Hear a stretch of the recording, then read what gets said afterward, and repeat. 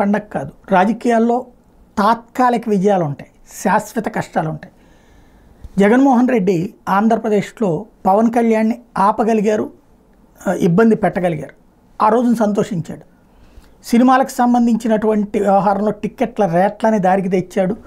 Cinema రంగాన్ని ఓ రకంగా నిలబెట్టి కావాల్సిన పని చేయించాడు. తద్వారా జగన్ సక్సెస్ అయ్యాను అనుకున్నాడు. కానీ అక్కడి నుండి ప్రతి ఒక్కళ్ళు ప్రతిదాన్ని వాళ్ళతో పోల్చి చోట బిగించేశారు. టికెట్ రేట్లు అదేంటి, పవన్ కళ్యాణ్కి అయితే ఎట్లా అన్నావు, ప్రభాస్కి అయితే ఎట్టిచ్చావుతో బిగినాయి. అట్లా ఒక్కొక్క వర్గంలో అసంతృప్తి. ఇప్పుడు రేపు పొద్దున్న రేవంత్కి ఇదే సమస్య అవుతుంది.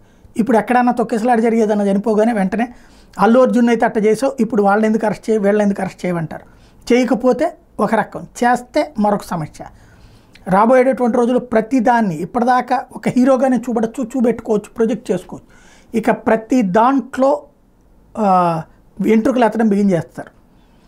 అదేదో అంటారు కదా, కంబట్లో అన్నం తింటా ఎంట్రుకలు ఏరుకోవడం ఏంటనేది. రాబోయే రోజుల్లో అది ఖచ్చితంగా జరిగి తీరుతుంది. దానికి మానసికంగా సిద్ధం కావాలి, సైకలాజికల్గా సిద్ధం కావాలి.